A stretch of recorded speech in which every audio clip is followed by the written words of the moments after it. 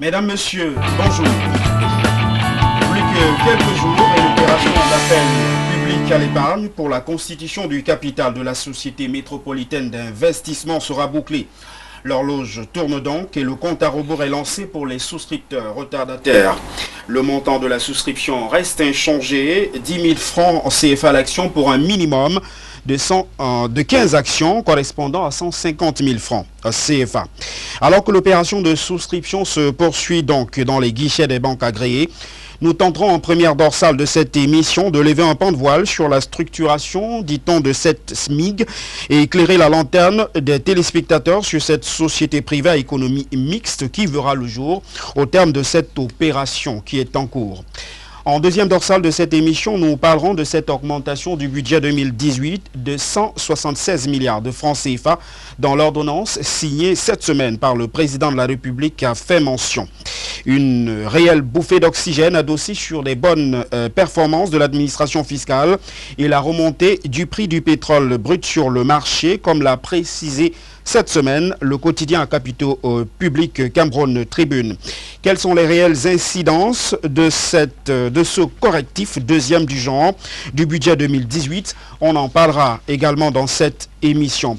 Et puis en dernière dorsale, si le temps nous le permet, nous évoquerons la session parlementaire du mois de juin en cours, puisque cette semaine, députés et sénateurs ont repris le chemin des hémicycles pour la session ordinaire deuxième de l'année législative 2018. Une session sous fond d'inquiétude sur la tenue des prochaines échéances électorales que le président de l'Assemblée nationale, Kavae Guédi-Bril, a évacué dans ses propos liminaires selon le tri-hebdomadaire Le Soir. Le président de l'Assemblée nationale a rassuré sur la tenue des élections législatives dans les délais légaux. Voilà pour les trois thèmes retenus pour cette émission politiquement incorrecte, votre amphithéâtre dominical sur les antennes de la télévision du monde. Je rappelle que cette émission, comme les précédentes, admet l'interactivité. Vous pouvez donc participer au débat uniquement par SMS au 695 38 79 46, 695 38 79 46, 651 94 11 31, 651 94 11 31. Le code de conduite reste inchangé, ne rien dire pour plaire, tout dire pour construire. À tout de suite.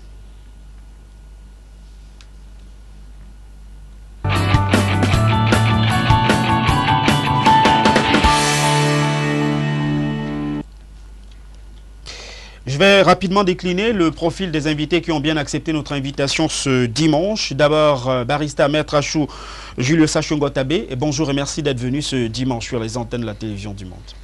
Merci pour l'invitation. Bonjour les panélistes et bonjour téléspectateurs. Juste à proximité de vous, on a Dieudonné Tepsi, qui est expert en des questions justement de management, mais également d'organisation. Il est par ailleurs le promoteur des journées du management. Merci d'être venu ce dimanche sur nos antennes. C'est d'ailleurs la première fois que vous mettez les pieds sur nos antennes. Oui, c'est avec plaisir que je vais travailler avec vous sur ce sujet aujourd'hui. Mon nom c'est Dieudonné Tietse. C'est un peu difficile à prononcer, mais Dieudonné Tietse. Donc, bonjour à tous les téléspectateurs. On va échanger sur les aspects organisation de la nouvelle société. Juste à l'extrémité droite, on a un chercheur à l'université de Douala qui est par ailleurs militant du PURS, le Peuple Uni pour la Rénovation Sociale, Ahmed Sangou. Merci de nous avoir rejoints ce dimanche. Merci beaucoup. Déjà, c'est avec une sempiternalité de plaisir et de désir que je tiens à répondre présent à cette émission. Et c'est un plaisir pour moi d'être aux côtés de mes pairs. C'est pour la première fois que je suis ici. Les professeurs que j'ai souvent l'habitude de voir à travers la télé, mais là, je suis à côté d'eux directement. Déjà, c'est un plaisir. Et j'ose croire que nous serons à la hauteur des thèmes qui sont inscrits au programme. Merci. Vous saluez l'imminence grise qui est juste à côté de vous, que je vais d'ailleurs présenter. Son parcours est élogieux. Professeur Justine Difo est avec nous. Je rappelle qu'elle est universitaire. Elle est la coordonnatrice nationale de More Women in Politique. J'y arrive. Elle est enseignante d'université, maître de conférences et j'en passe, juriste de formation. Professeur, merci d'être venu ce dimanche. C'est moi qui vous remercie, Yves. Juste à côté de vous, on a également Doki Dikoumé qui nous a rejoint, juriste également, qui est très proche d'ailleurs de la communauté urbaine, qui est porteur de ce projet relatif à la mise sur pied de la SMIC, la Société métropolitaine d'investissement de la ville de Douala, dont l'appel d'offres est en cours. Merci d'être venu, monsieur Touch. Bonjour Yves, bonjour aux panélistes, et je salue les téléspectateurs du monde entier qui nous regardent. Je voudrais qu'on commence rapidement avec la première thématique inscrite à l'ordre du jour ce dimanche, notamment sur la SMIC, on en parle. Et justement, je vais commencer avec Dieudonné, qui est juste à proximité de moi. Sur l'organisation même de cette structure à venir, il y a des inquiétudes. L'opération est en cours jusqu'au 5 juillet prochain. Mais comment dissiper les inquiétudes des Camerounais? Alors, moi, je pense pour un projet comme celui-là, qui rentre dans le cadre normal de fonctionnement d'une société anonyme, l'inquiétude des gens doit nécessairement tourner autour de la sécurisation de leurs investissements. En matière de management, sécuriser l'investissement dans une entreprise ne se limite pas à l'organisation. Il y a des étapes en amont qu'il faut déjà valider. Donc, je m'en vais un peu parcourir ces étapes-là pour qu'ensemble on puisse bien comprendre de quoi il est question. Alors, la première partie, c'est que même si vous avez une bonne organisation, et que le projet est bâti sur des défis, une vision, des objectifs et une stratégie inopérante et non pertinente, en fait, votre organisation vous amène tout simplement dans le vide. Donc, la première partie qu'il faut valider ici, est-ce que le projet ici est pertinent au regard des défis, au regard du marché et au regard de la stratégie qui a été mise en place? Donc, ma réflexion là-dessus dit, c'est bon. Il y a un marché réel, Douala a besoin des investissements et il y a des projets générateurs de revenus qui n'attendent que des investisseurs. Maintenant, le choix stratégique est de dire ceci. On va essayer de ne pas jeter notre pays en pâture. Plutôt que de faire recours à des gros investisseurs étrangers, on va voir avec des Camerounais si on peut pour une fois se réunir et mettre nos fonds ensemble et investir sur notre pays pour que quand il y a des retours sur investissement, que cela nous permette de continuer à développer notre pays. Et ça, c'est une chose importante, c'est une problématique africaine, noire, qui continue aujourd'hui à préoccuper toute personne consciente. Parce que notre indépendance, si durement et chèrement acquise, ne peut pas être totale si nous ne parvenons pas à être les propriétaires de gros investissements dans nos pays. Donc, ça aurait peut-être été plus simple si on avait fait appel à un investisseur étranger et qu'on lui aurait donné ces éléments dans des contrats beaucoup plus adaptés du style partenariat public-privé, hein, le BOI par exemple. Non, je pense que pour une fois, on a voulu prendre le risque que nous-mêmes on prend en main nos choses. Ça, c'est important. Et pour moi, c'est une bonne initiative. Ça, c'était sur la partie vision, stratégie, marché. Donc, dès que je valide ça, je peux passer à l'autre partie. Est-ce que l'organisation qu'on va mettre en place pour supporter ce projet est une organisation pertinente? En matière de management, on vous dit une organisation pertinente est celle qui permet d'atteindre les objectifs. Et les objectifs, c'est quoi? C'est développer la ville de Douala, c'est impliquer la population dans la gestion de la chose qui leur appartient, parce que ça également, on ne le dit pas assez. Si on crie qu'il y a des problèmes de gouvernance dans ce pays, c'est certainement parce que le peuple n'a pas un cadre qui lui permet de participer. Mais pour une fois, voilà une opportunité qui nous est donnée. Impliquez-vous dans la gestion de votre cité. Bien, donc je disais, dès que ces éléments sont donc gérés, on se pose la question, est-ce que l'organisation est pertinente? Elle est donc pertinente au regard des objectifs. Et donc quand je regarde cet organigramme que nous avions, est-ce qu'elle intègre toutes les fonctions techniques de la structure? Je dis oui, ça c'est technique. Est-ce que les mécanismes de coordination et de supervision sont clairs? Je dis oui, c'est là-dedans. Est-ce que les mécanismes de contrôle qui permettent de garantir la sincérité, la cohérence, la pertinence des opérations qui ont été programmées à l'intérieur du plan d'investissement sont efficaces? Est-ce qu'ils sont prévus? Je dis oui. Et quand je regarde cet organigramme, je me rends bien compte qu'on a une structure normale avec un conseil d'administration qui naturellement sera sous une assemblée. Et à côté de ce conseil d'administration, on a deux dispositifs importants. On a un comité d'audit dont le travail consiste exactement à suivre l'activité quotidienne et informer le conseil d'administration. On est même allé plus loin en prévoyant un comité de rémunération. Parce que nous avons vu dans des entreprises que lorsque ce comité n'existe pas, souvent il y a des dirigeants qui commettent un certain nombre d'écarts qui ne sont pas tolérables. Le même comité d'audit et de rémunération va également assister le directeur général. Donc on ne lui donne pas une machine et on lui demande de la conduire comme il veut. Il y aura un comité d'audit qui va contrôler son travail au quotidien, qui va justement émettre tous les avis, toutes les réserves à l'endroit du conseil d'administration, qui peut donc se réunir à tout moment pour réguler les choses qui sont nécessaires. Maintenant, si vous prenez sur le plan plus technique maintenant, cette société fait quoi? Elle va faire de l'investissement. Et je vois bien qu'il y a un pôle d'investissement avec des équipes d'investissement qui seront certainement ouvertes à l'expertise externe. Cela veut dire que quoi? Comme c'est une société qui est une sorte de holding et qui va créer d'autres sous-entreprises, dès qu'elle sera sur un projet qui nécessite une expertise technique, on mettra en place certainement une autre entreprise, puisqu'on est une holding.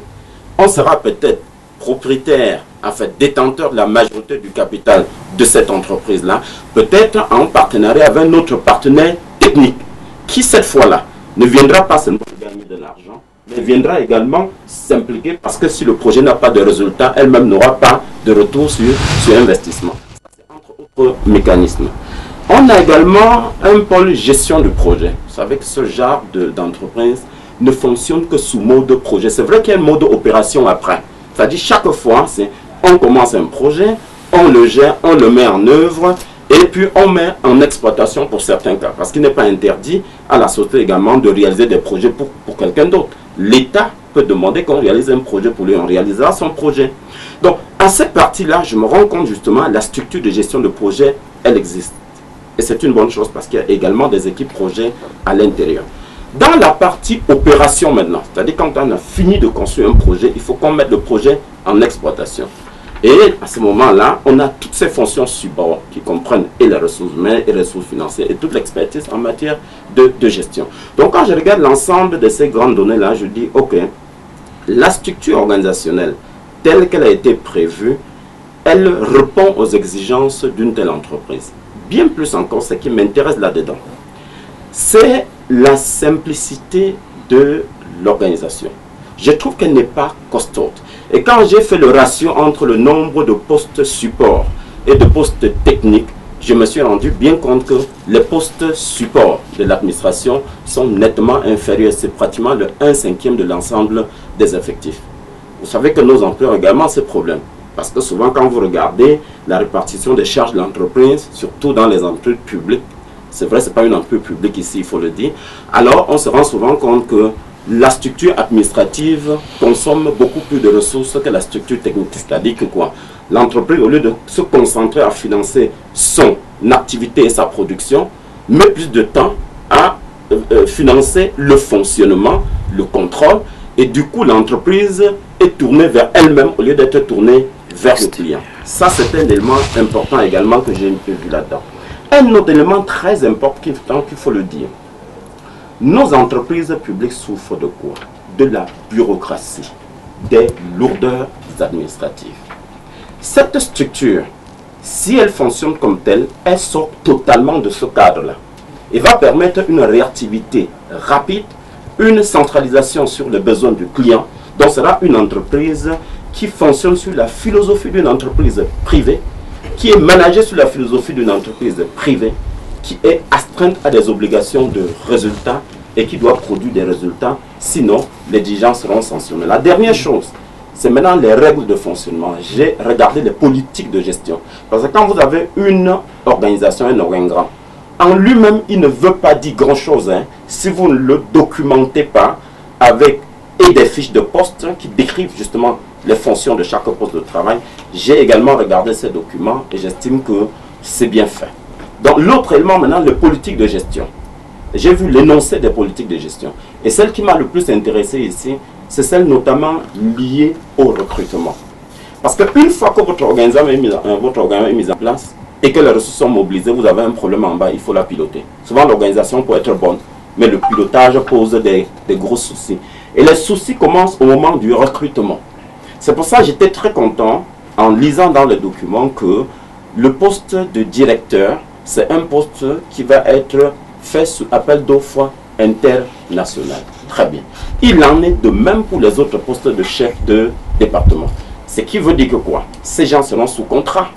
Et tout naturellement, s'ils ne produisent pas les résultats, alors l'entreprise, à travers son conseil d'administration, naturellement, va devoir sévir. On reviendra là-dessus. Je voudrais que le professeur Justine Difo en dise davantage, elle qui a, je crois, si je ne me trompe, a souscrit à cette opération. D'abord, quelle a été la motivation réelle? Et on parle beaucoup de droit OHADA autour de ce projet. Alors, pour le Camerounais moyen qui a du mal à comprendre ce que ça veut dire le droit OHADA, qu'est-ce qu'on devrait lui dire? J'ai suivi avec beaucoup d'attention et de plaisir Maître le dimanche dernier.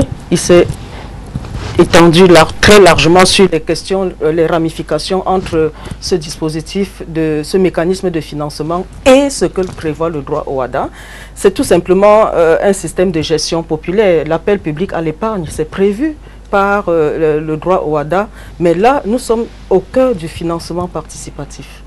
Donc, la communauté urbaine a choisi, comme il l'a dit tantôt, de s'appuyer sur l'épargne populaire. Je suis citoyenne de la ville, je suis citoyenne camerounaise.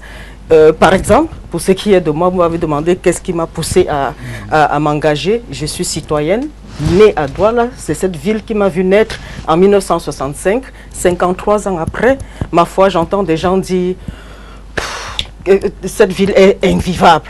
Mais comment faire si on est citoyen camerounais, si on est dans sa ville, n'est-ce pas? Comment faire pour s'impliquer à fond, contribuer à l'amélioration, si vous voulez, à la modernisation de sa ville?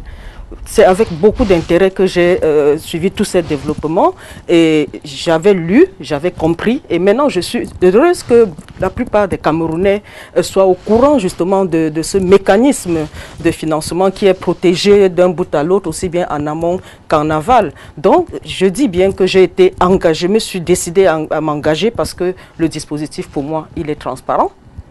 Il est complètement transparent avec le contrôle qui est garanti par la Commission des marchés financiers. Il est participatif. Le dispositif appelle, je veux dire le minimum, c'est 150 000 francs. Il est à la portée de tous. Je veux dire, si quelqu'un véritablement prend en compte toute la galère, permettez-moi le terme, c'est quelqu'un qui vit à Bonamoussadi et qui travaille à Yaoundé, au cœur de la ville, à Bonanjo, et qui doit se taper 3-4 heures pour arriver à son lieu de service. Il arrive finalement improductif. Et le soir, j'en ai connu qui partent du bureau à 20 heures pour espérer retourner chez eux, prendre 2-3 heures pour arriver chez eux. Donc pour moi, c'est quelque chose de facile à faire, dans la mesure où en contribuant à l'intérêt général, on résout un problème personnel. Si je veux aller plus loin, c'est une immense opportunité pour nous-mêmes, pour nous personnellement, d'acheter un actif qui va prendre de la valeur 10-15 ans plus tard et nous apporter une plus-value inestimable. Si j'achète aujourd'hui à 10 000 francs, dans 10-15 ans, le même actif coûte 150 000 francs, disons même 200 000, et finalement, je dis, l'argent travaille pour moi, sans mesquinter. Voilà que j'ai investi mon argent dans un projet productif, dans un projet citoyen, et je me fais de l'argent sans souci. Alors, je me suis amusée à échanger avec des personnes qui m'ont dit, mais attendez, je peux comment financer l'éducation d'un enfant, comment prendre sa retraite, comment injecter donc de l'argent là-dedans et espérer s'en sortir avec quelque chose de ce point de vue. J'ai dit, mais voilà une bonne aubaine. Une personne qui décide d'envoyer son enfant faire ses études dans une université la plus huppée, je veux dire l'université de ses rêves. Il suffit que cette personne justement achète quelques actions aujourd'hui et dans 10-15 ans, il va décider de se retirer, de retirer tout ce qui lui appartient pour envoyer son enfant à l'école. Moi, je l'ai fait. À l'époque, il y a quelques années, j'ai acheté quelques actions de Safacam. Ça coûtait 35 000 francs. Mais 3-4 ans après, il fallait régler la scolarité d'un enfant. Je me suis retiré librement et l'action coûtait à l'époque de mon retrait 70 000 francs. Et avec ça, j'ai payé la scolarité de mes enfants, de l'enfant qui était en difficulté. Donc, nous sommes, pour certains d'entre nous, à la porte de la retraite. Peut-être dans 10-15 ans pour certains, mais pour moi, c'est une belle opportunité d'investissement pour vivre une retraite en or. Et il y en a là dehors qui, pendant leur retraite, vivent mieux que lorsqu'ils travaillaient, ils étaient encore en fonction. Pourquoi?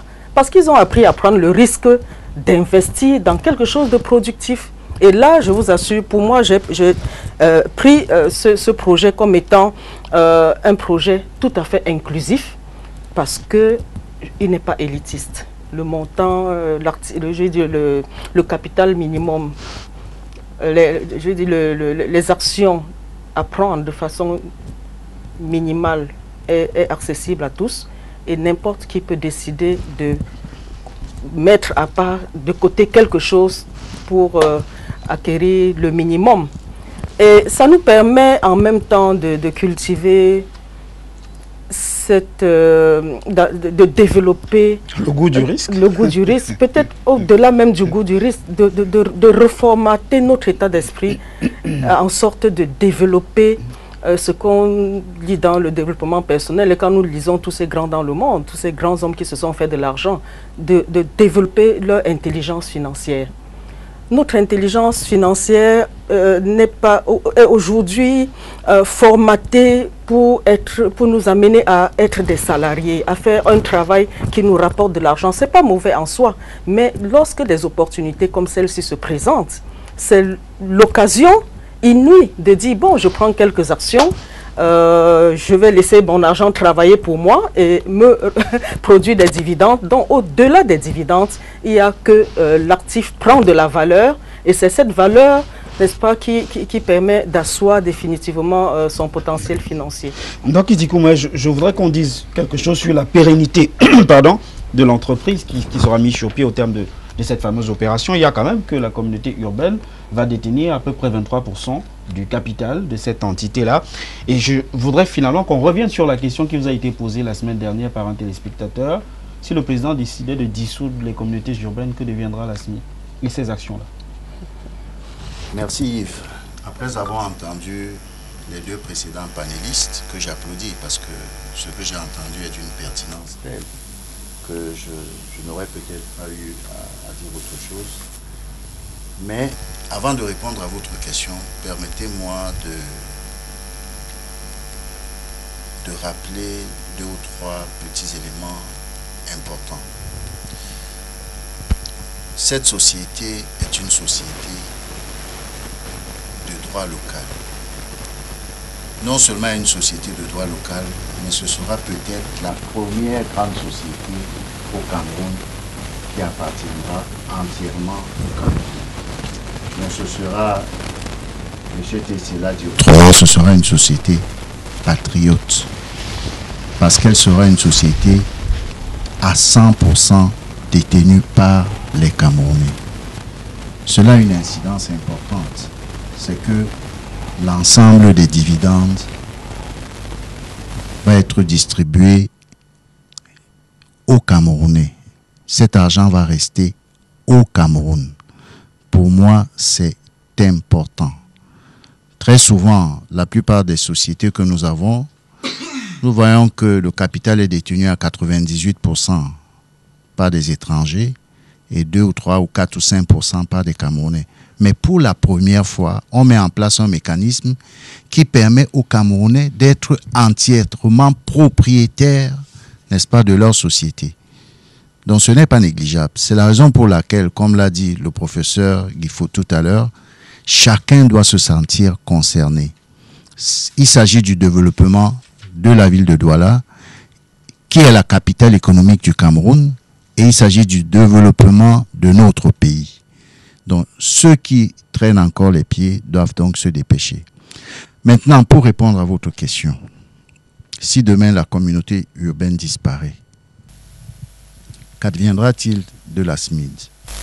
Vous avez une réponse à cette question par M. Tessé tout à l'heure, mais nous savons tous que la SMID, c'est une société de droit privé, c'est une société anonyme qui ne disparaît pas parce qu'un des actionnaires aura disparu. Non. Par contre, il y aura un mécanisme de dévolution des actions des 23% d'actions de la CUD à une structure qui sera, n'est-ce pas, mise en place en cas de disparition de la communauté urbaine. Mais sachez que la communauté urbaine est un actionnaire comme Mme Guifo. Elle a dit qu'elle est actionnaire, c'est simplement un actionnaire. Et si la communauté urbaine n'est plus demain, la SMID continuera d'exister. Elle ne va pas s'arrêter. Sachez que le capital qui est mis en place ne sera pas le chiffre d'affaires de la société. Parce qu'une société qui a un capital de 10 milliards est appelée à faire un chiffre d'affaires de plusieurs centaines de milliards. Regardez un peu les banques. Les banques ont un capital de 10 milliards. Les banques de la place ont un capital de 10 milliards. Mais lorsque vous regardez dans les Cameroun Tribune ou les autres organes de presse, les publications qui sont faites chaque année, eh bien, elles ont un chiffre de plusieurs centaines de milliards et des bénéfices qui sont souvent proches ou sinon supérieurs à leur capital. Donc, la SMID, Société Patriote, sera cette société qui aura un chiffre d'affaires très important au regard du volume d'affaires qui est annoncé et des dividendes qu'on en tirera seront extrêmement élevés. Je prends toujours des exemples locaux. La Socapal a distribué cette année 8 milliards de francs de dividendes, a fait un bénéfice de 8 milliards. Et la SMID aspire à faire beaucoup plus très rapidement. Donc non seulement la société ne disparaîtra pas, elle est créée pour 99 ans. Elle est assise sur le droit au WADA. Vous avez demandé tout à l'heure, c'est notre droit communautaire, c'est notre Bible de juristes, l'ensemble du droit au WADA. Et ici, nous avons aussi bien le droit des sociétés que le droit comptable, qui sont très bien encadrés. Et l'avantage de ce texte, c'est qu'il a très clairement prévu tous les mécanismes concernant l'appel public à l'épargne. Tout ce qui est en train d'être fait n'est pas le fait du hasard. Nous respectons scrupuleusement la loi pour que chaque Camerounais qui met 1 centime dans cette société soit protégé. Et la protection est totale.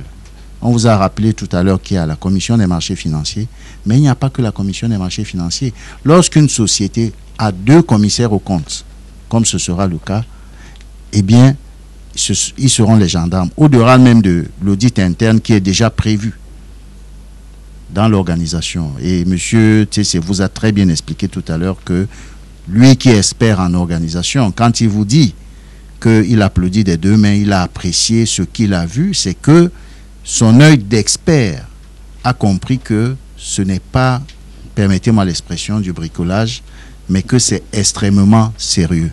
Donc j'encourage encore tous les Camerounais, tous, à souscrire, étant entendu que si nous voulons développer notre ville, si chacun d'entre nous met, chaque doualet met 150 000 francs, je dis chaque doualet, nous sommes 3 millions environ, nous allons récolter 450 milliards. Mais pour l'instant, on ne vous demande que 10 milliards pour lancer cette société. Armel Sango, quel est finalement le regard que le PURS, le Peuple Uni pour la Rénovation Sociale, jette sur cette opération qui est en cours? Déjà, merci. Je tiens d'abord par remercier et féliciter mes prédécesseurs qui ont pris la parole avant moi sur ce sujet et qui ont parlé avec beaucoup d'efficacité, qui ont présenté des objectifs de la mise en place de la Société métropolitaine d'investissement de la ville de Douala. Déjà, sur le plan des objectifs, comme l'a dit M. l'expert, et sur le plan de la mise en place de cette société-là, il n'y a pas de problème.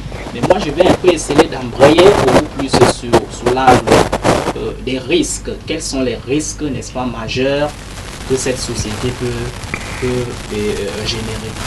Déjà, les pouvoirs publics de la ville de Douala, beaucoup plus la communauté urbaine, présentent, n'est-ce pas, la mise sur pied de la SMID comme étant une opportunité unique de changer véritablement cette ville. Donc le souci majeur de ces pouvoirs publics, c'est de transformer la ville de Douala. Mais moi j'ai un petit souci.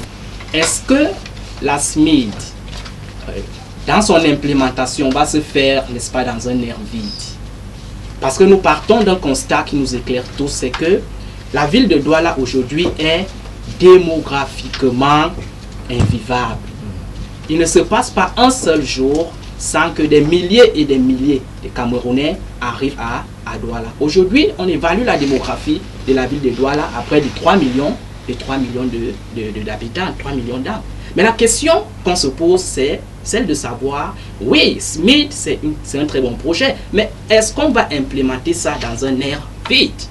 D'où, n'est-ce pas, la question de la décongestion de la ville de Douala. Je pense que le problème de la ville de Douala se trouve ailleurs. Parce que sans espace, on ne peut pas mettre sur pied un projet. Cette communauté de la ville de Douala avait une fois pensé le projet Douala Beach, qui consistait, n'est-ce pas, à recréer une autre ville dans des périphéries. Lorsqu'on prend par exemple la zone Yassa Idéa, cette zone-là n'est pas viabilisée. Lorsqu'on prend par exemple la zone PK15 30-21, cette zone n'est pas viabilisée. Mais voilà les zones qu'on doit utiliser, qu'on doit viabiliser pour recaser la population. Parce que la ville de Douala est une ville attractive. C'est une ville qui est au centre même de la SEMA. Donc, on ne peut pas empêcher les populations d'arriver à Douala. Ce que les pouvoirs publics devraient faire, c'est de penser comment recaser ces populations qui arrivent quotidiennement à Douala. Ça, c'est sur le premier volet. Le deuxième volet, c'est beaucoup plus sur le plan des risques. Si on peut souscrire avec Dr Difo que le projet de la SMID est un projet inclusif et participatif qui implique le citoyen le plus modeste.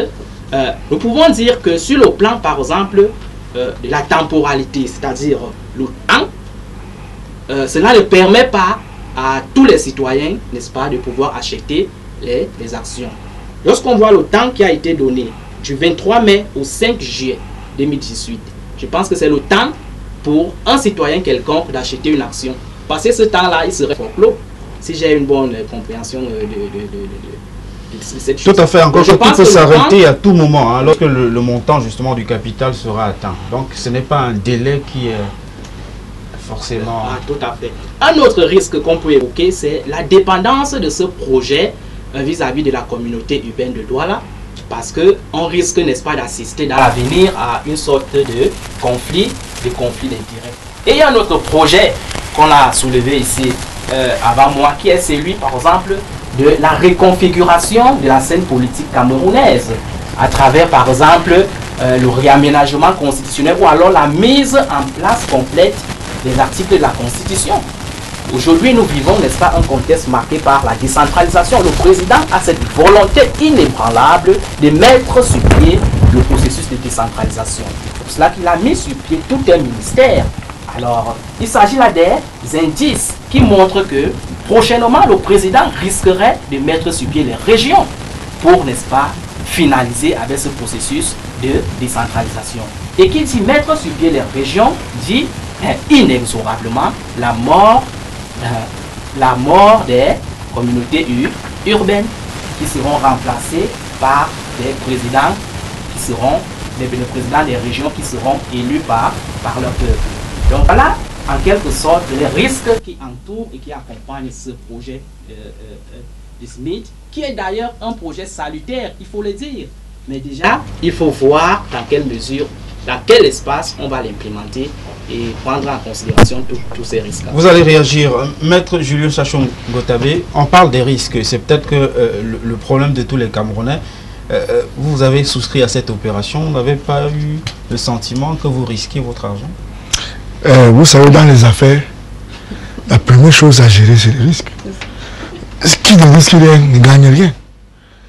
Vous savez qu'on ne doit pas mélanger l'inscription pour les actions et le paiement. C'est deux choses différentes. Et troisièmement, la mort, n'est-ce pas, d'un actionnaire ne peut pas arrêter la continuité d'une société. Et qui lui a dit qu'on risque de supprimer la communauté urbaine? Pour le moment, on ne sait pas. Dans tous les cas, je ne veux pas entrer dans ces détails. Pour moi, j'aimerais expliquer ce que veut dire la SMIC en anglais. Douala Metropolitan Investment Corporation. Yes. It's a public limited company created at the initiative of the Urban Council to make sure that the citizens of Douala participate in the development of their own town. That's the first issue. So it means that once you put your money somewhere, you as a citizen, you have a right to go and make sure that where you put your money is well managed, is well taken care of. You see, when I saw this thing, I said, oh, at least there's somebody who thinks of how to develop a town. Because if you go abroad, for example, big companies like railway stations, airports, were built 100 years ago. And if you go back into history, you realize that to build those big companies abroad, families or rich people in those days put money like this, like what we are doing now, to develop these structures. That is why there are some families abroad that don't work, the children don't work, because their families invested in things business like this, which is yielding fruits 10, 20 years afterwards. And that, to me, that was something well thought of. First of all, a share is just 10,000 francs. And you have a minimum of 15 shares to buy every time, which is 150,000. I don't think it is something very much exaggerated. If you imagine that they are going to build a commercial center in Bonamusadi, for example, you live in Bonamusadi, you'll be interested to make sure that the commercial center works. You'll be interested to know that I'm a co-owner of this such business. And that is why we say at the end of the day, it is the people's business.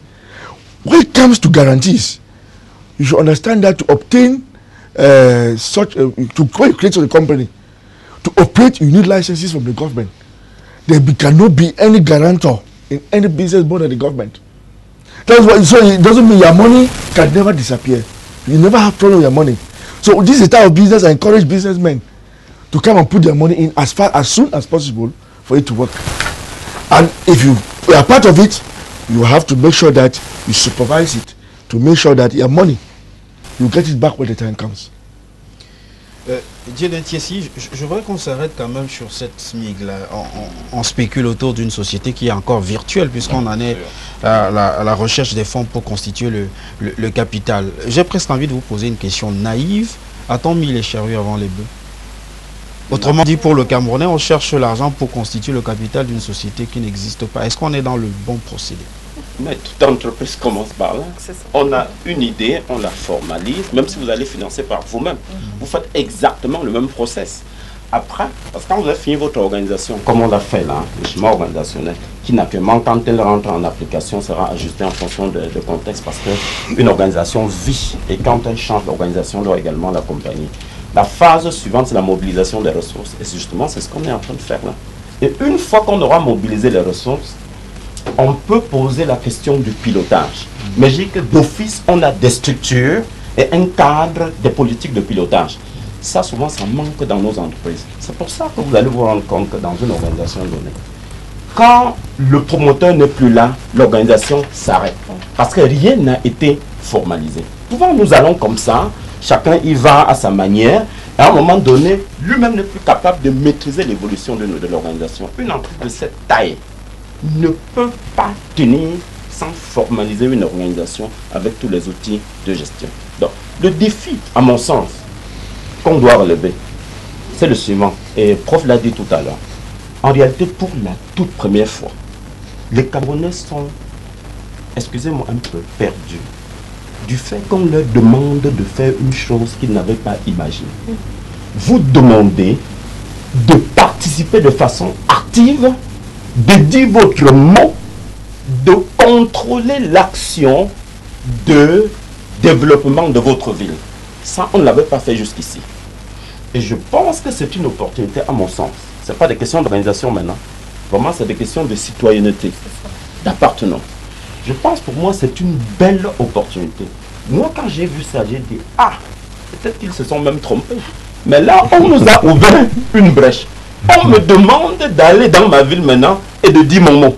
Alors que là, à Bonamou, ça dit. Quand j'ai de la poubelle à côté de moi, quand l'excité ne fonctionne, je ne sais même pas à qui veut m'adresser. Cette fois, on me dit, mon ami, tu as la possibilité d'aller là où on décide et de dire ton mot. Le défi, c'est le nôtre.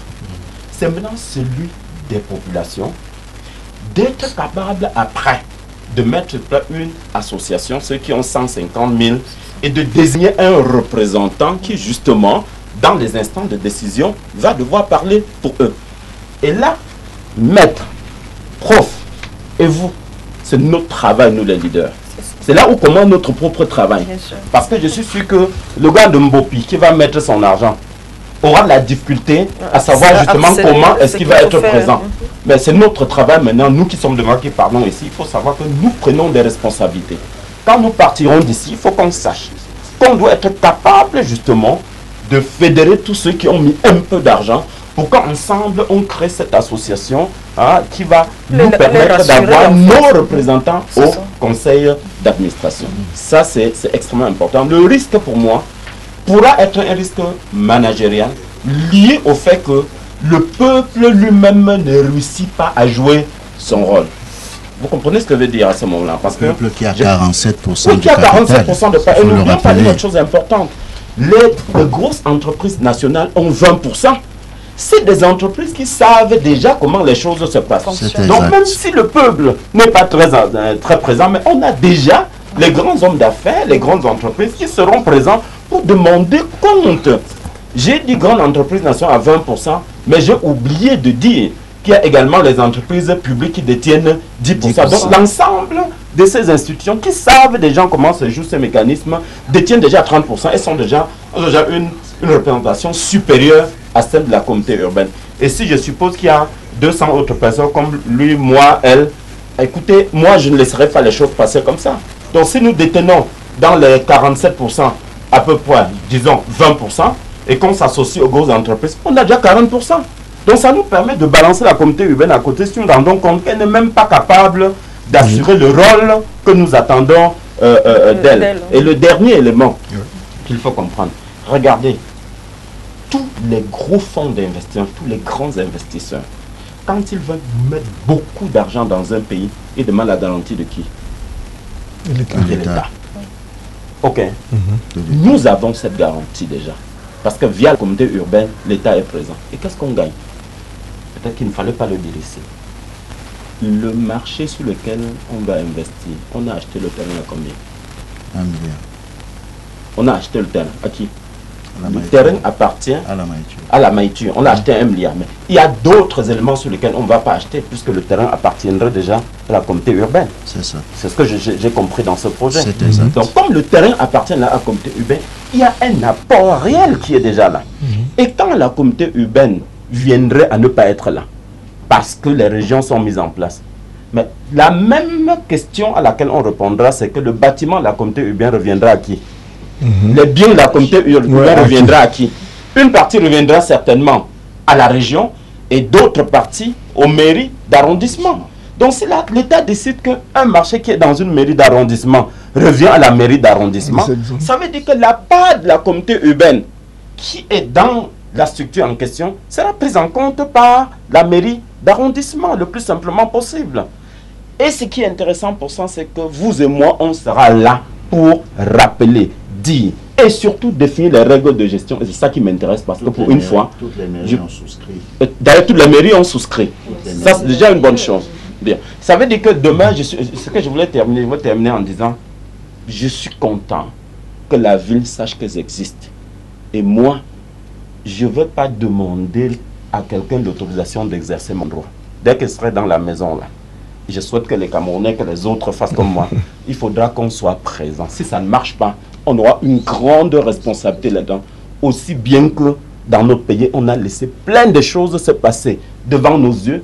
On ne veut rien faire. Alors, vraiment, juste un petit truc pour terminer. En 1990, quand on a fait les élections après les villes mortes, j'étais à Bafoussam. J'ai vu les gens voter et dormir au lieu du dépouillement des urnes. Quand c'est fini, ils ont accompagné les urnes à la préfecture. Ça veut dire que quoi? ils mettent une action, ils font une action, ils suivent leur action jusqu'au bout. Ce qu'on demande ici, c'est justement ça. Mettons notre argent, on suit jusqu'au bout, mais si on veut se comporter comme on a l'habitude, parce que le Cameroun est devenu blasé, lui, il pense que quelqu'un d'autre viendra faire pour lui. Non, dans le cas d'espèce, il y a de l'apprentissage à faire. On va investir, on va suivre, et on va faire marcher. Et là, c'est notre responsabilité. Très bien. Donc, vous souhaitez dire quelque chose tout à l'heure. Je rappelle que nous ne prenons malheureusement pas d'appel ce dimanche. D'ailleurs, si vous souhaitez vraiment participer à cette émission, vous pouvez agir uniquement par SMS aux codes d'accès qui sont affichés au bas de l'écran. Oui, donc, j'aimerais que vous réagissiez, mais que vous nous donniez quelques exemples de projets rémunérateurs pour lesquels, finalement, cette SMIC-là sera mise sur pied. Oui, je voudrais dire à M. Sango Armel que tout est prévu dans la notice d'information, n'est-ce pas, qui a été autorisée par la Commission des marchés financiers. La Commission des marchés financiers ne pouvait pas apposer son visa si tous les aspects juridiques, économiques et organisationnels n'avaient pas été pris en compte. Je ne reviendrai pas sur ce qui a été excellemment dit tout à l'heure par M. Tessé, mais pour sa préoccupation par rapport à la ville elle-même, je vais lui rappeler qu'il y a un PDU qui a été adopté par le Conseil de la communauté urbaine et qui est mis en place en ce moment dans la ville de Douala. Et quand il prendra, on ne peut pas donner lecture, n'est-ce pas, de ce document, mais lorsqu'il en prendra connaissance, il verra que toute sa préoccupation par rapport au développement de la ville est prise en compte, notamment en ce qui concerne son extension. Il verra qu'il est dit, on parle de extension préférentielle vers l'ouest, extension préférentielle vers l'est, dans scénario d'aménagement à l'horizon 2025, extension dans le site originel. C'est-à-dire que tout cela est pris en compte. Ce qui est important, c'est qu'ils sachent que le projet a été bien pensé et que ceux qui l'ont pensé veulent simplement que la ville de Douala change en bien. Je rappelle que la communauté urbaine n'a que 23% du capital et qu'elle entend tirer des bénéfices importants de ces 23% qui vont lui permettre de réaliser, n'est-ce pas, d'autres projets style ramassage des ordures ou autres dont nous souffrons aujourd'hui. L'État ne peut plus tout faire. Et lorsqu'on vous donne la possibilité de gérer votre ville, comme l'a dit M. Tietse tout à l'heure, eh bien, nous ne devons pas hésiter. Alors, quelques exemples de projets. Dès le mois d'octobre, après la constitution de cette société, je dois dire que c'est un schéma très inhabituel. C'est la première fois qu'au Cameroun, qu'on va créer une société par appel public à l'épargne. C'est un schéma très inhabituel, mais c'est un schéma prévu par la loi. Notre loi, l'acte uniforme relatif aux droits des sociétés commerciales. Donc, ce n'est pas une invention, ça existe ailleurs. Dès que la société sera créée, si j'ai bien compris, c'est que dès le mois d'octobre, les travaux de construction des deux marchés de Bonham-Sadi et de New Daido vont être lancés. À Bonham-Sadi, il y aura 3000 boutiques. Ça va rapporter de l'argent. Et cet argent, ce sera l'argent de tous ceux qui, comme M. Tessier, comme le professeur, auront souscrit, n'est-ce pas, aux actions de la SMIC, comme mon confrère Achou ou moi-même. C'est pour cela que nous ne devons pas hésiter. Donc, marché de Bonham-Sadi, marché de New Daido, forêt urbaine. En ce moment, il y a de nombreux autres projets qui attendent. Par exemple, la construction d'un centre de conférence à Douala, il n'y en a pas. C'est quelque chose qui va rapporter de l'argent sur un site important de Bonanjos, qui est sur plusieurs hectares, avec hôtel, avec toutes les commodités, avec tout ce que vous pouvez imaginer. Ça manque à Douala. La construction d'un centre d'exposition. Douala est la ville principale de la sous-région Afrique centrale, la plaque tournante en Afrique centrale. Mais nous n'arrivons pas à organiser ce type d'événement. Mais imaginez un peu que du jour au lendemain, 10 000 personnes viennent à Douala d'un coup. Ce que ça peut rapporter à la ville de Douala, c'est l'économie qui va exploser. Parce qu'il va falloir loger ces personnes, il va falloir les nourrir. Ces personnes auront envie de se déplacer. nous comprenons que ce projet va apporter beaucoup à la ville de Douala et les habitants de Douala, ils vont y trouver leur compte. Parce que la maman qui vend du plantain en vendra un peu plus, parce qu'il y aura plus de bouches à nourrir, les hôteliers gagneront plus d'argent, etc., etc. Donc, c'est un projet qui est très, très important pour vous et moi, parce qu'il permettra à la ville de prendre un nouvel essor. Donc, tous ces projets-là sont déjà pensés. Les études ont été faites, elles sont pour certaines achevées, d'autres très avancées. Nous devons simplement aujourd'hui, chacun de nous, pour ceux qui ne l'ont pas encore fait, courir auprès de EcoBank, auprès de CBC, auprès de Afriland First Bank, où les agents vous attendent. Et partout au Cameroun,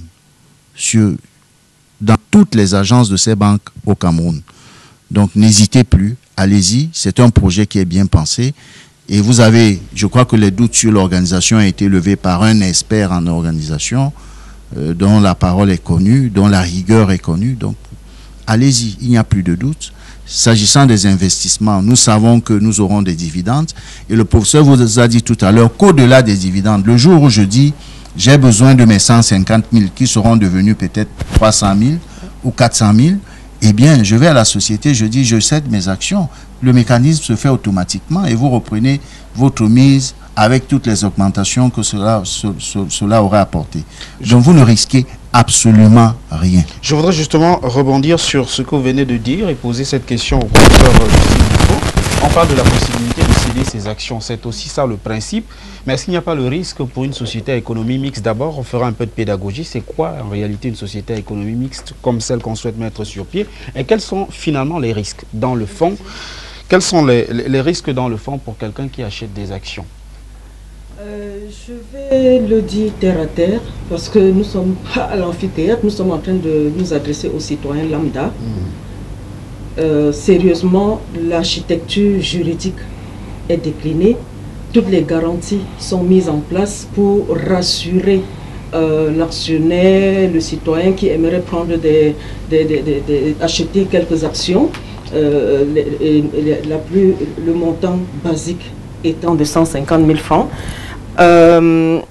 Pour ma part, il est question de dire aux citoyens camerounais que contribuer à la mise en place de cette société fait de lui un actionnaire, tout simplement. Quel que soit ce qu'il a apporté, il a un droit de regard sur la gestion de la société qui va naître. Et je le disais sans en être très sûr, mais la SMIT, finalement, fonctionne en sous-traitance. Je veux dire, on ne voulait pas que la communauté urbaine seule prenne de l'argent et en même temps mette en place des projets de façon rigoureuse, n'est-ce pas, avec cette rigueur dans la gestion qui a accompagné la vision stratégique du projet. Je pense qu'ils ont voulu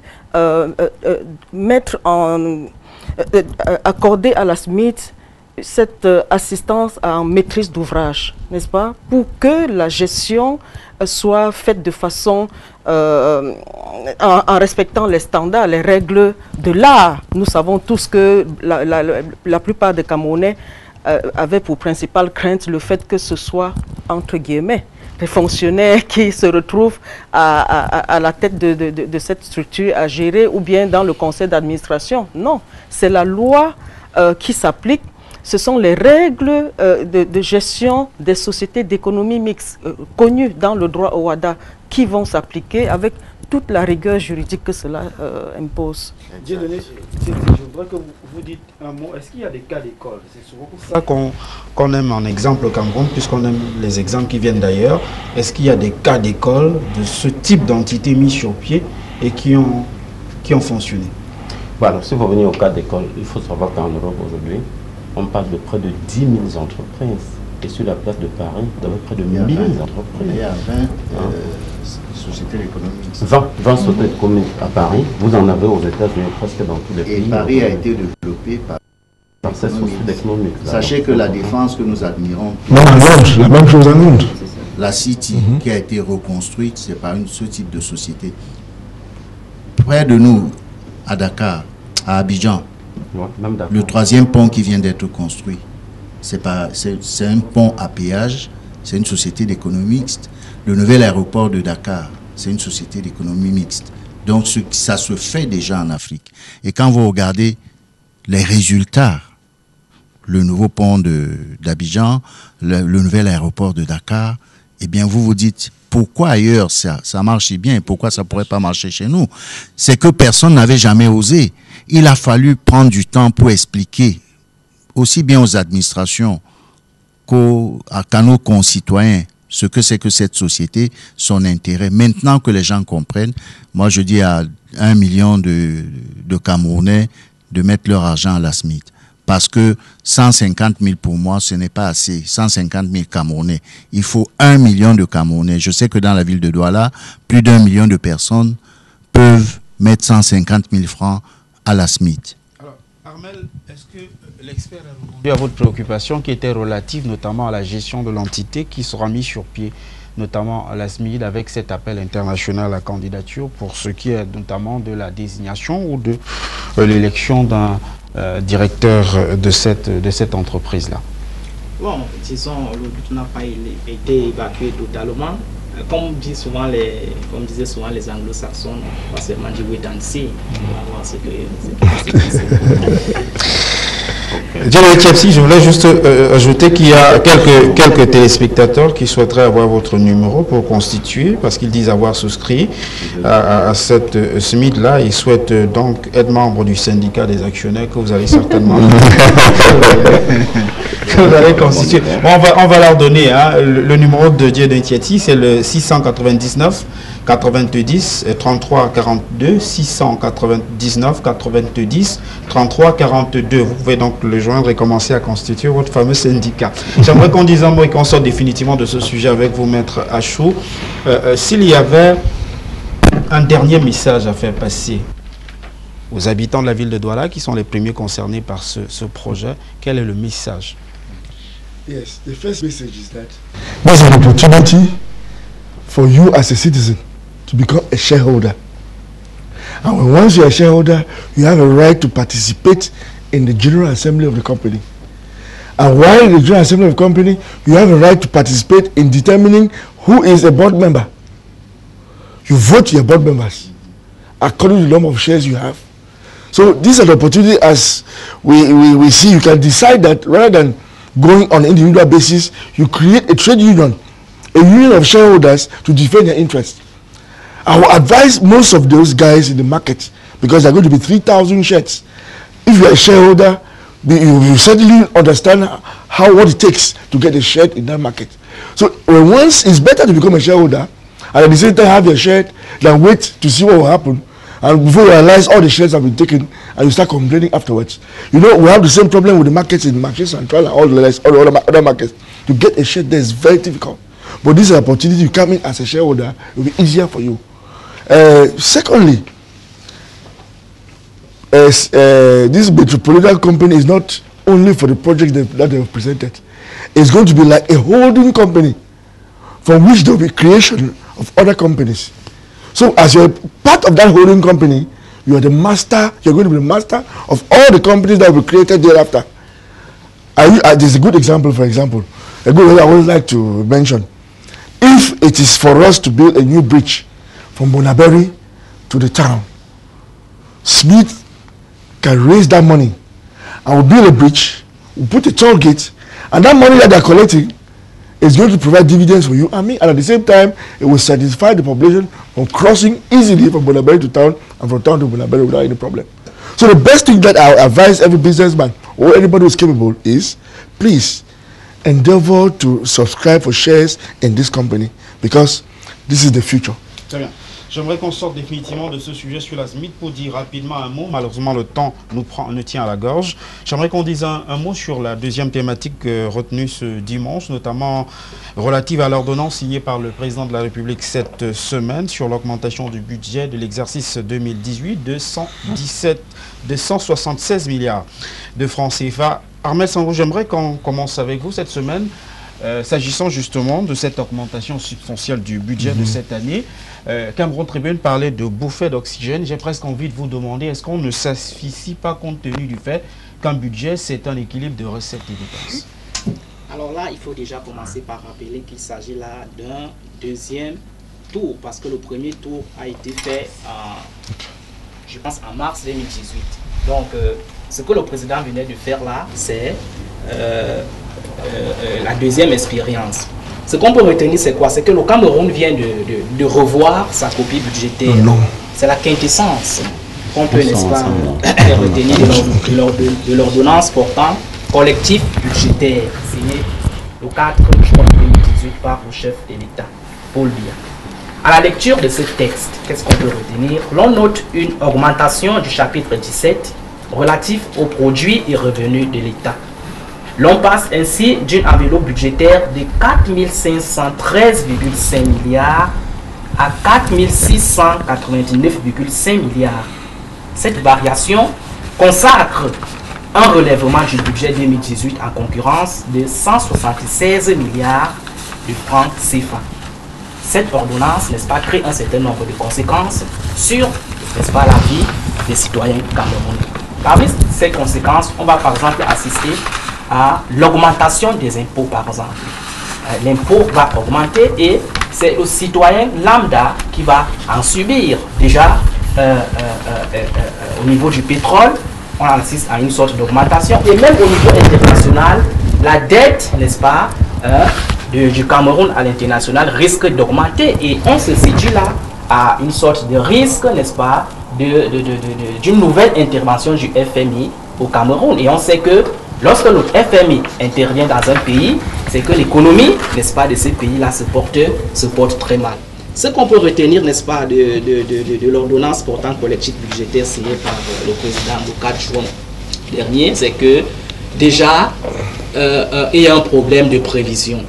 C'est vrai que le budget, par définition, est une prévision, mais quand on veut voter un budget, on se projette et on voit, n'est-ce pas, dans l'avenir, quels peuvent être les changements, quels peuvent être les réajustements qui peuvent, n'est-ce pas, opérer. Et à partir de ce moment, on vote un budget.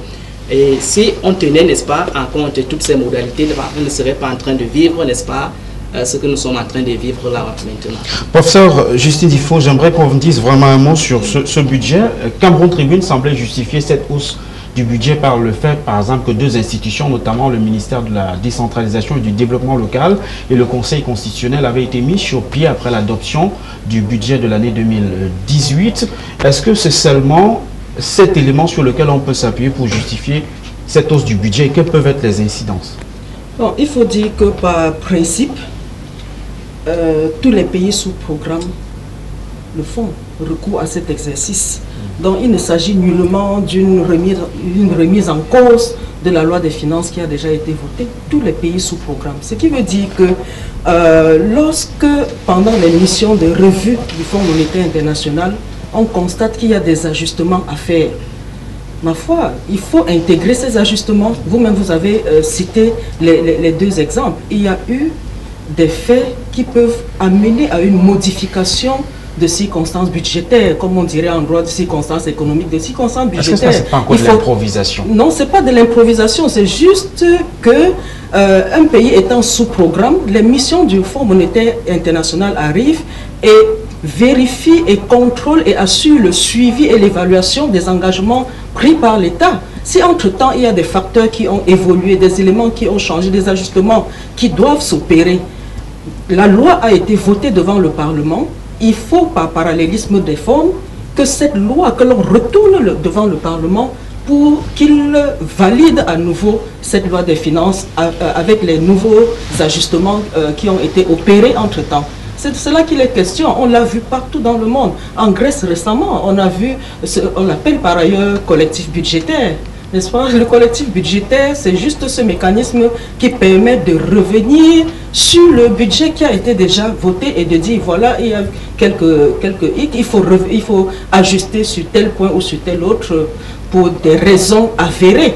Et c'est là la question. Maître Achou, on va malheureusement sortir de cette émission avec vous. D'abord, ce budget Tout à l'heure, Armel semblait évoquer la question de la pression fiscale qui risque de s'accentuer. On se félicite peut-être du fonctionnement des deux institutions que j'ai su évoquer, qui ont désormais un budget de fonctionnement. Mais ce qu'on ne semble pas dire, c'est que les Camerounais auront sérieusement des problèmes avec les impôts. Moi, je pense que d'abord, on doit vérifier. Est-ce que le chef de l'État est dans son rôle de signer un tel acte? Nous disons oui, il l'a fait. Est-ce que le monde est fait pour rester statique? On dit non. Cela veut dire que ça peut arriver, n'est-ce pas, dans un État, pour qu'on puisse réajuster le budget, n'est-ce pas, selon le désir du moment. Quand on parle de pression fiscale, vous savez, on veut, on ne veut pas. Personne ne veut jamais payer les impôts. Alors qu'un État doit vivre sur les impôts. Au Cameroun, les impôts que nous payons, n'est-ce pas, c'est sans pression. Parce que nous avons un système déclaratif.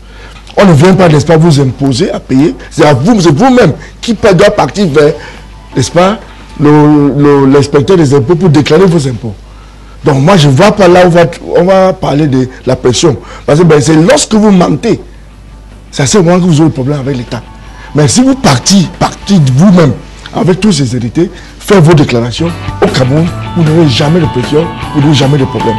Donc il n'y aura pas la pression fiscale. J'ai donné juste un mot parce qu'on va sortir de cette émission avec la complicité de la réalisation, juste quelques minutes, juste vraiment en un mot. Est-ce qu'il y a des risques d'explosion de la dette avec ce collectif? Parce que ce collectif aura un impact sur toutes les sources de financement de ce collectif-là, il faut bien le dire. Et les entreprises auront justement une pression fiscale. Faisons une différence entre la pression fiscale et l'oppression fiscale. La pression fiscale veut dire tout simplement que la charge fiscale qu'une entreprise doit payer relativement à l'ensemble de ses charges, et en comparant, en faisant un benchmarking, on se rend compte qu'elle est élevée au Cameroun. Naturellement, elle est élevée. Quand on tient compte du nombre d'entreprises qui respectent les obligations de payer les impôts relativement à l'ensemble des entreprises. Je vais dire que quoi? Si vous prenez les entreprises informelles et vous faites une division pour trouver la moyenne, vous allez dire qu'il n'y a pas de pression tout simplement. Mais quand vous prenez la petite classe d'entreprises qui paye comme la mienne, on vit une pression fiscale inédite. Quand j'ai compris ça hier, je me suis dit, où est-ce qu'on va prendre l'argent? Et je me suis posé une seule question. L'administration, et je peux le dire aujourd'hui, et je peux le démontrer, a beaucoup d'enclaves de productivité négative. C'est comme des sangsues qui sucent le sang, sucent les ressources, sans pour autant contribuer au progrès du système. Si nous n'optimisons pas le fonctionnement de nos administrations, là on aura des problèmes. Parce que moi je me serais attendu, comme on est à l'heure de la rigueur, on demande tout simplement que les administrations stressent davantage leurs dépenses pour pouvoir dégager ces économies-là et qu'on reste totalement dans le même budget. C'est-à-dire le montant peut rester, mais on revoit les allocations à l'intérieur. Parce que là, par exemple, on a dit on va mettre le frein sur l'achat de voitures. Mais combien de voitures? On continue à en acheter. Donc je pense qu'il y a quand même quelque chose à faire. Je le dis parce que je le vis, je le subis dans mes entreprises. Et je ne peux pas me cacher pour le dire, il y a une réelle pression fiscale. Le GICAM l'a dit la fois dernière. Il faut qu'on restructure cette affaire. Il faut que l'administration publique revoie ses charges de fonctionnement de façon sérieuse. Il faut qu'on mette sur place de systèmes de gestion de performance dans nos administrations. Sinon, on aura toujours des problèmes. Donc, malheureusement, en un mot, parce que la réalisation menace de nous suspendre à l'antenne. Donc, il faut qu'on nous donne un peu plus de temps. Tout ce qui vient d'être dit a certainement un sens, mais est-ce que c'est ça le débat? Je crois que Maître Achou a dit tout à l'heure que le chef de l'État était dans son rôle.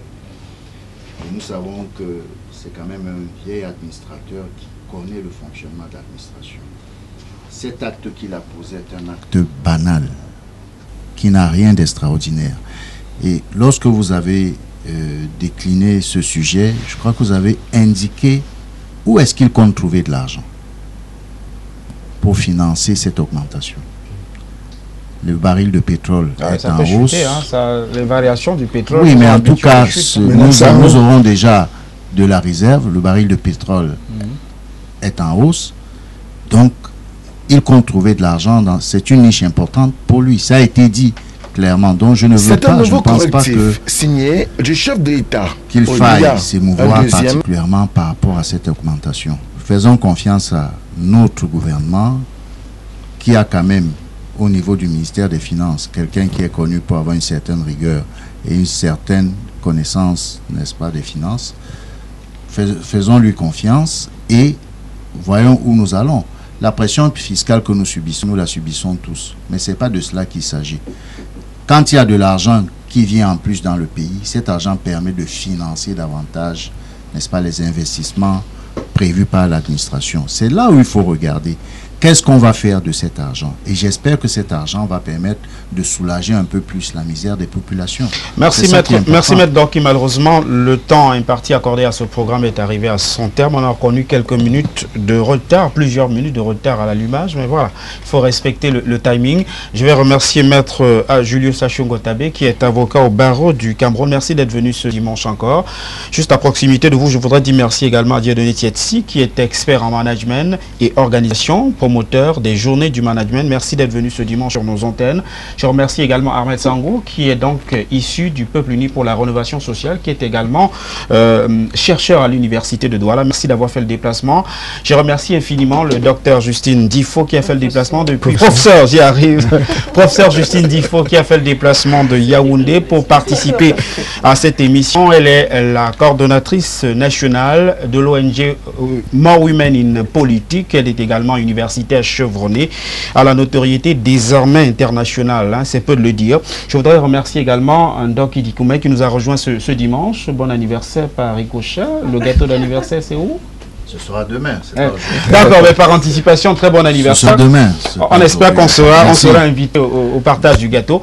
Chers téléspectateurs, merci d'avoir accordé votre attention à ce programme ce dimanche. J'aurai certainement le privilège et le plaisir de vous retrouver dimanche prochain avec d'autres invités. Bien le bonjour.